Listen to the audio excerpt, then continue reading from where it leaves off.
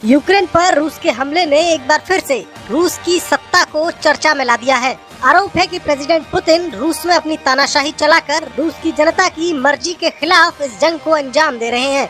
लेकिन सच्चाई ये भी है कि आकार के लिहाज से दुनिया के सबसे बड़े देश यानी रूस में कभी भी डेमोक्रेसी रही ही नहीं। रूस में हमेशा से ही ताकत के बल पर राज किया गया और 100 से कुछ ही ज्यादा साल पहले तो एक वक्त ऐसा आया था जब रूस पर एक तांत्रिक रासपुतिन की हुकूमत कई सालों तक चली।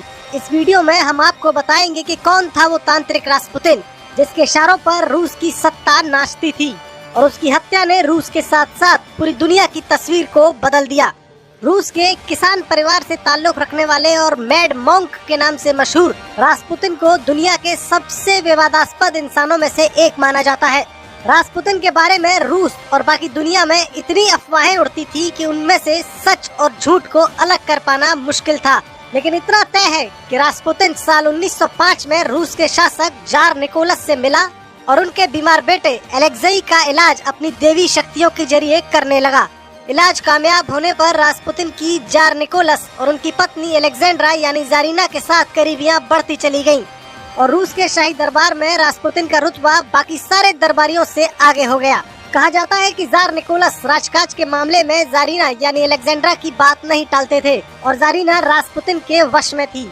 यानी रासपुतिन कठपुतली की तरह रूस की सत्ता को अपनी उंगलियों पर नचा रहा था। लोगों को अपनी बातों से आकर्षित करने का हुनर रासपुतिन को बखूबी आता था और रासपुतिन के काफी फॉलोअर्स भी थे। रूस की सरकार में मंत्रियों की नियुक्ति और राजकाज के बाकी मसलों पर रासपुतिन के दखल ने रूस के शाही दरबार में उसके कई दुश्मन बना दिए। इसी दौरान साल 1914 में जब पहला विश्व युद्ध शुरू हुआ तो रूस भी उसमें शामिल हो गया। रूस की सेना बुरी तरह हार रही थी और देश में अराजकता फैल रही थी। इसी बीच रूस के शासक जार के ही खानदान के लोगों में रासपुतिन को लेकर गुस्सा भी बढ़ता जा रहा था और दिसंबर 1916 को जार के ही एक रिश्तेदार ने 3 गोलियां मारकर रासपुतिन की हत्या कर दी। रासपुतिन की हत्या का रूस के किसान समाज में गलत संदेश गया और माना गया कि जार के दरबार के ताकतवर लोग किसान के बेटे की तरक्की को बर्दाश्त नहीं कर सके।